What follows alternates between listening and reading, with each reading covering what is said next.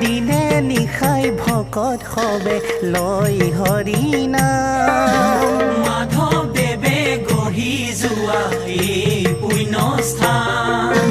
দিনে নিশাই ভকত সবে লয়